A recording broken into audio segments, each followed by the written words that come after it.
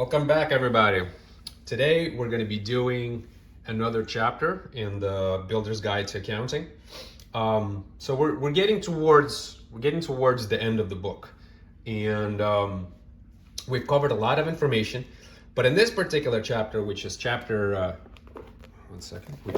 21, there's going to be a lot of stuff that you've probably seen before in the previous chapters, but things are now they're bringing it together. They're going to start taking a lot of the concepts that they've discussed and that we've seen in the previous chapters and start bringing it together. There's a lot of information that needs to be covered here. A lot of it should be familiar to you if you've been following my videos in order. Then a lot of this should be familiar already. But there's definitely a lot of information that needs to be covered here. So I think that this is one of the. I've said it before, but I mean it. This is a very, very important chapter.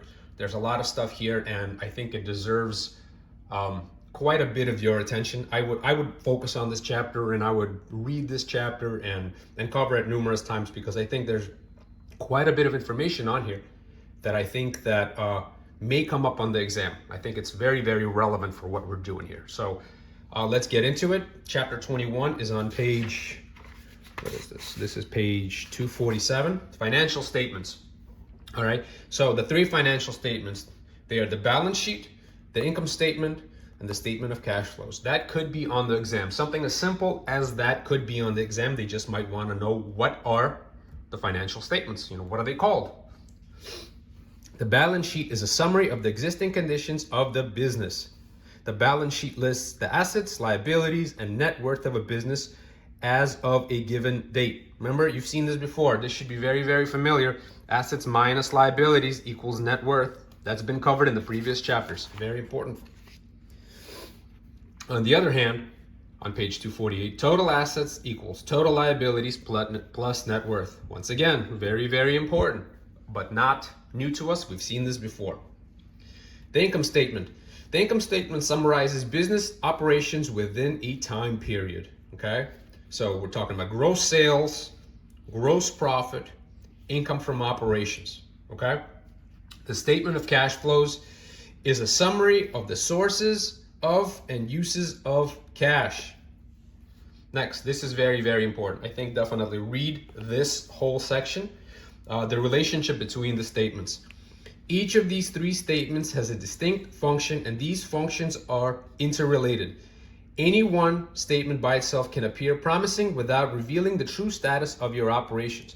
Combined, they paint a fuller picture. The balance sheet is a general indicator of the strength of your operations. The income statement shows how well you're controlling costs and expenses. The statement of cash flows tells whether your operation is handling cash properly. All right? Very, very important. Know this, read this, understand this. Next, page 250, the trial balance. After you post your ledger at the close of the period, the first step in preparing financial statements is to put together a trial balance. This worksheet proves that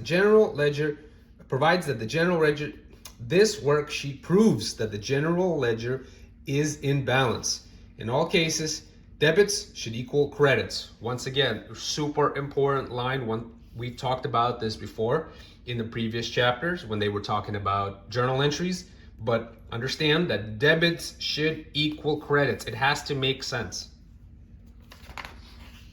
Next, we're on page 252, the balance sheet accounts. Current assets are liquid assets, assets available to the builder within 1 year. Once again, an important line that may come up, and this 1 year mark is something that I definitely saw on my exam, so I think you should understand that. Remember, when they're talking about current, they're talking about within 1 year. Assets like equipment aren't included with current assets because they generally represent a long-term investment. Other assets were on page 253. Goodwill is an example of an intangible asset. Current liabilities. Like current assets, which are liquid and convertible within 1 year, current liabilities are payable within 1 year. Accounts payable, taxes payable, notes, contracts, deposits to be refunded are all examples of current liabilities. Once again, just like assets, liabilities. The key phrase here, the key word here is current. Current means within 1 year. Understand that. Next, page 253 still.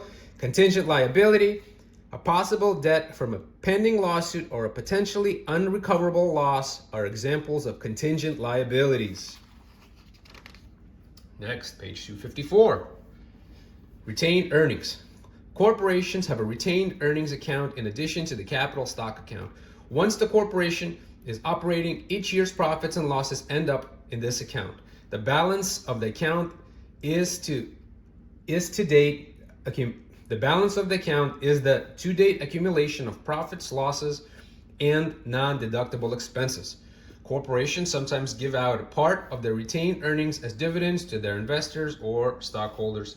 Nothing new. If you've ever invested any kind of money into stocks, into securities, then you should already know about that. Net profit. Each year's net profit or loss is recorded and placed into an earnings account when the books are closed at the end of the year. This account may be called a retained earnings account for corporations or an equity account for partnerships. Very important phrase. Know that, understand that as well. It may come up on the exam.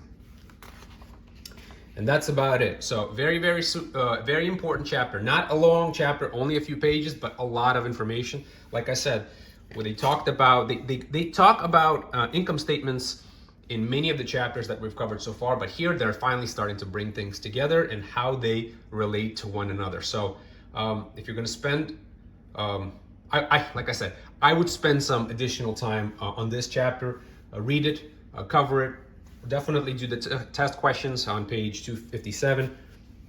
I don't think it's that much information, especially if you've been following all the videos in order.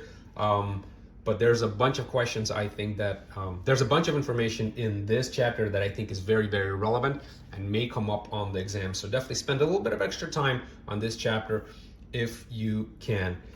As always, thank you for watching. If you've got any questions, definitely let me know. If you've got comments, let me know. Let me know what you think. And otherwise, I will see you in the next chapter.